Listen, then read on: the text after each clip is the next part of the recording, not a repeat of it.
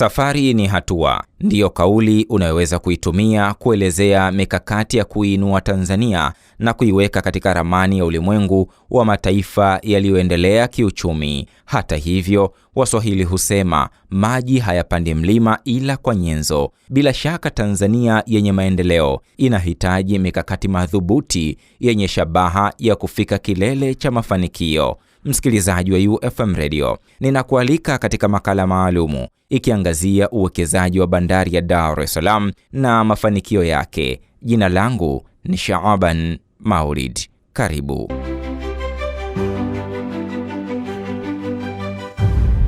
Katika kuhakikisha ufanisi wa kiuchumi unaongezeka, serikali ilisaini mikataba ya uwekezaji na uendeshaji wa bandari ya Dar es Salaam baina yake na kampuni ya DP World. Hayawi hatimaye yakawa. Oktoba 22 mwaka 2023 katika ikulu ya Chamwino mkoani Dodoma, serikali ilisaini mikataba hiyo huku Rais Dr. Samia Suluhu Hassan akiwa shuhuda namba 1.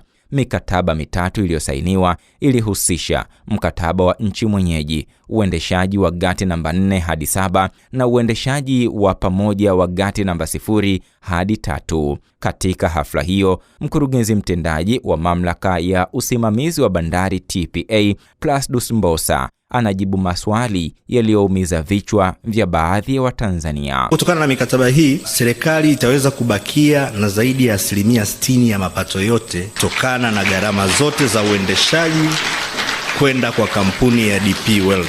Naomba kurudia hapa Mheshimiwa Rais kwamba tutakuwa tukibaki na 60% ya mapato yote ya maeneo ambayo tunayakodisha. Licha ya hayo, bado kulikuwa na wasiwasi kuhusu muda na aina ya uwekezaji wa bandari ya Dar es Salaam. Lakini kabla ya kusainiwa kwa mkataba, mkurugenzi wa TPA akamaliza utata. Kuhusisha baadhi ya magati ya bandari ya Dar es Salaam na sio maeneo yote ya bandari ya Dar es Salaam. Pia haihusishi bandari nyingine za mwambao wa maziwa makuu ya Victoria, Tanganyika na Nyasa. Mkataba huu utakuwa na ukomo wa miaka 30 na utendaji wa kazi ya DP World utakuwa ukipimwa kila miaka 5 na sio miaka 100. Mheshimiwa Rais, pia serikali kupitia TPA itakuwa na umiliki wa hisa katika kampuni itakayokuwa ikifanya kazi katika bandari hiyo ya Dar es Salaam. Kutakuwa na viwango vya utendaji kazi vitakavyoweka, yani key performance indicators ambazo mwekezaji atapaswa kuvifikia. Watumishi wa sasa wa TPA pia watakuwa na nafasi ya kuchagua kubaki TPA au kuhamia kampuni ya DP World. Kwa hiyo hakuna atakayepoteza kazi. Rais Dr. Samia Suluhu Hassan anayebeba maono haya alizungumza mbele ya hadhara na kulihutubia taifa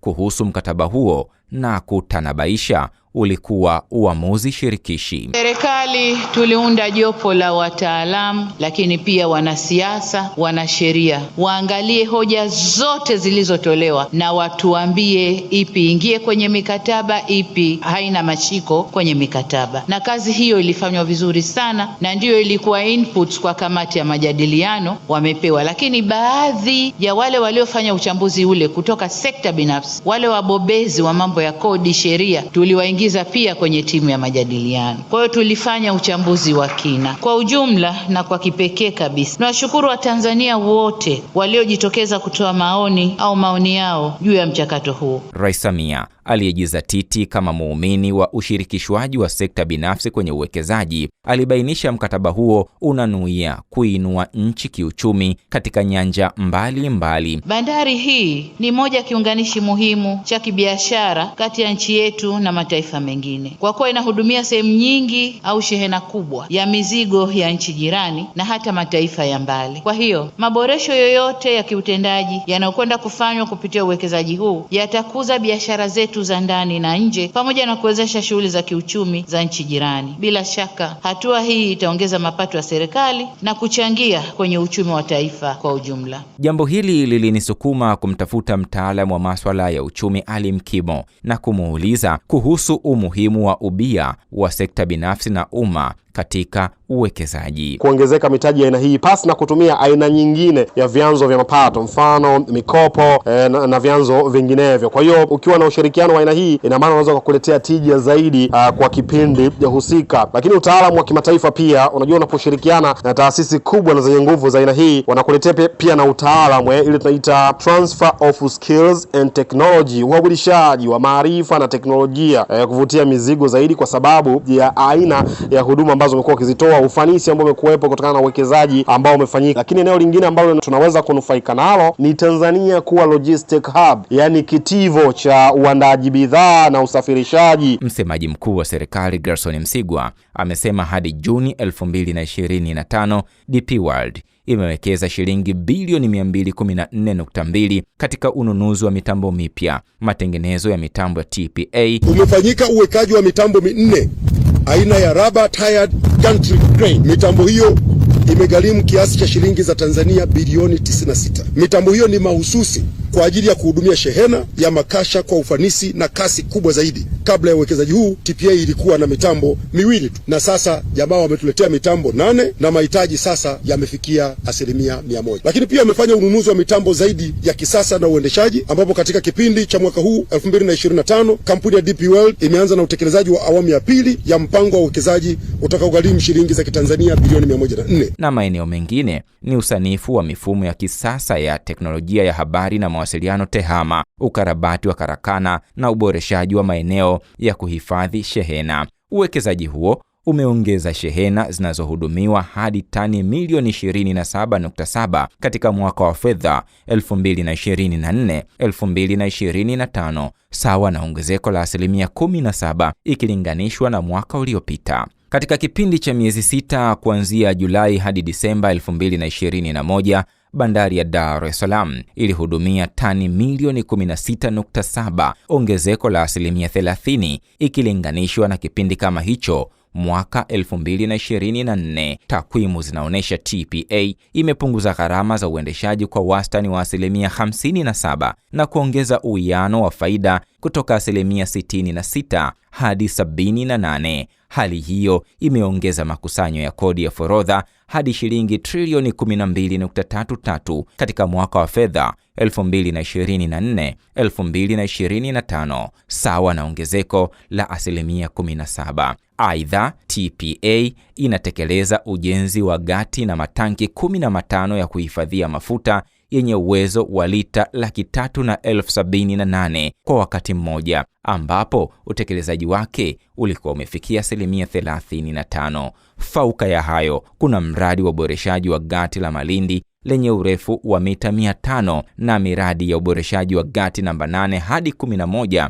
na upembuzi yakinifu wa gati namba 12 hadi 15. Hali kadhalika, serikali kupitia shirika la reli TRC inajenga reli ndani ya bandari ya Dar es Salaam itakayoongeza usafirishaji wa mizigo kwa reli kutoka 2% hadi 12%. Akiwa bungeni jijini Dodoma, waziri wa nchi ofisi ya Rais mipango na uwekezaji Profesa Kitila Mkumbo amefafanua mafanikio ya uwekezaji wa DP World katika bandari hiyo. Serikali imeshakusanya jumla ya shilingi bilioni 325.3 ikiwa ni mapato yanayotokana na shughuli za mikataba iliyoingiwa kati ya TPA na DP World, ikijumuisha tozo za pango ya land rent, tozo za mrahaba na ardhia yani wafed. 8. Kutokana na kuongezeka kwa mapato na kupungua kwa gharama za uendeshaji kufuatia maboresho ambayo yameshafanyika, serikali kupitia TPA imeanza uwekezaji katika miradi yenye thamani ya shilingi trilioni 1.922 kwa kutumia makusanyo yanayopatikana. Fedha hizi ingelazimika serikali kukopa ili kuwekeza, lakini sasa hatukopi, tunatumia makusanyo ambayo yanapatikana kutokana na uwekezaji wa DP World. Pengine jambo hili kwa wengine linaweza kuonekana geni, lakini kwa mchumi Ale Mkimo anasema limefanyika mataifa mbalimbali, tena mengine yamewaamini DP World. Hawa DP World tu wenyewe, nchi zaidi ya 80 duniani unaona wamewekeza huko na wakihudumu huko. Senegal, bandari ya Dakar na mradi wa Ndayane Port, unaona kabisa na uwekezaji ambao umelenga zaidi kwenye uwezeshwaji na kuongeza ufanisi wa shughuli za kilojistiki pamoja na maendeleo ya bandari. bandari kwa ujumla. Nenda Somaliland, angalia bandari ya Berbera na kwenyewe utaipata tu picha kile ambacho kimefanyika. Sogea Misri, Sohana Port na kwenyewe pia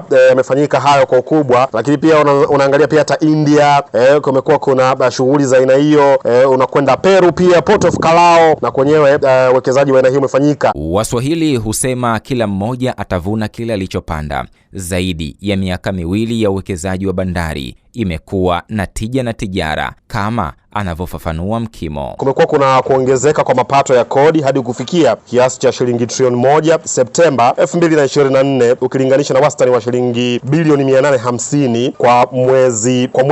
Kwa hiyo ni kupunguza muda wa meli kusubiri nangani kutoka siku 46 kwa mwezi Mei 2024 hadi wastani wa siku 7, ikiwa ni uwiano wa 0 kwa meli za makasha na siku 12 kwa meli za kichere na siku 10 kwa meli za mizigo mchanganyiko. Na ukiangalia ufanisi huu umeongezeka hadi kufikia siku za hivi karibuni, ina maana unaweza kwenda hadi siku 3 sasa. Shehena inayohudumiwa pia imeongezeka kutoka shehena 141,889 ili kwa Mei 2024 hadi kufikia ongezeko la 18% kwa maana ya 168,331 mwezi Septemba. Ina maana katika miezi mitano tu kumekuwa kuna mabadiliko haya. Serikali imekuwa ikijinasibu kuweka mazingira mazuri ya uwekezaji kwa dhamira ya kuwanufaisha wananchi wake. Nikaona hakuna haja ya kuishia kwa wataalamu pekee. Ya nini niandikie mate wakati wino ungalipo? Nimekutana na Latifa Mpili, binti wa Kitanzania aliyejiajiri kwa kuuza bidhaa za nguo za kike anazoagiza kutoka nje ya nchi. Anaeleza namna anavyonufaika na uwekezaji huo. Kwa kweli tunaishukuru serikali ambayo inasimamiwa na rais wetu, mama wetu Samia Suluhu Hassan kwa kuanzisha huu uwekezaji hapa bandarini, kwa sababu kipindi cha nyuma, nikirudi nyuma kidogo, kwa mfano mimi hapa nachukua mzigo kutoka Uturuki, lakini mfano mtu kwa ujumla ameagiza mzigo kutoka nchi za nje, unakuta kwamba yani ukifika hapa bandarini unacheleweshwa sana kukabidhiwa mzigo wako. Lakini kwa huu uwekezaji ambao umeanzishwa sasa hivi, kwa kweli alhamdulillah, unakuta kwamba hivi ukifika tu mzigo wako, kishapigiwa simu vile kama mzigo wako umefika. Kwa kweli sasa hivi yani mzigo kwa mfano ukifika hapa bandarini unakuta tu ni muda mfupi tu unaupata mzigo wako, tofauti na ilivyokuwa vile awali. Inatuia urahisi zaidi, tunapata faida zaidi kwa sababu tunaagiza mzigo kwa haraka, mzigo ukishafika tunakabidhiwa mzigo wetu haraka, tunaenda tunafanya biashara, tunaagiza tena, kwa unakuta hata ule mzunguko wa pesa sasa hivi unakopo kwa kweli unapatikana. Kabla ya kumaliza safari ya makala haya, nimerejea tena kwa mtaalamu wa uchumi Ali Mkimo kufahamu njia gani zinaweza kutumika kuboresha zaidi utendaji wa bandari mbali nchini. Public private partnership, ubia au ule ushirikiano kati ya sekta binafsi na serikali katika kuharamia kuendesha miradi ya umma. Na mara nyingi serikali huwa inaleta mali au mamlaka ya kisheria, alafu sasa sekta binafsi yenyewe huwa inaleta mtaji, teknolojia, utaalamu na ufanisi ule wa usimamizi. Na tukizungumzia bandari ya Dar es Salaam, yenyewe ni lango kuu la biashara kwa Tanzania, inahudumia zaidi ya 90% ya shehena ya biashara ya nje ya nchi pamoja na nchi jirani zisizo na bandari. Kutokana na uwekezaji huo, bandari ya Dar es Salaam imeibuka kinara kwa ufanisi wa huduma za bandari katika ukanda wa Afrika Mashariki baada ya kupanda kwa nafasi 105. Hiyo ni kwa mujibu wa ripoti ya ufanisi wa bandari duniani, yani kwa kimombo Container Port Performance Index, yani CPPI ya mwaka 2025, hatua inayodhihirisha mafanikio ya uwekezaji huu. Ripoti ya Benki ya Dunia kwa kushirikiana na S&P Global Market Intelligence imeonesha bandari ya Dar es Salaam imepanda kutoka nafasi ya 360 mwaka 2024 hadi 255 mwaka 2025. Takwimu hizo zinaweza kuwa kielelezo muhimu cha majibu ya uwekezaji ambao umefanywa katika bandari ya Dar es Salaam. Lakini wachumi wanasema hiyo haipaswi kuwa mwisho. Ramani iliyochorwa na serikali kupitia ubia wa sekta ya umma na binafsi inapaswa kuwa njia ya kuelekea Tanzania ya uchumi mkubwa wa viwanda na ustawi wa jamii. Chambilecho wahenga mja yake kunena, muungwana ni vitendo. Bila shaka uwekezaji na matokeo ya bandari ya Dar es Salaam ni uungwana wa vitendo kwa serikali. Shaaban Maulid, UFM Radio.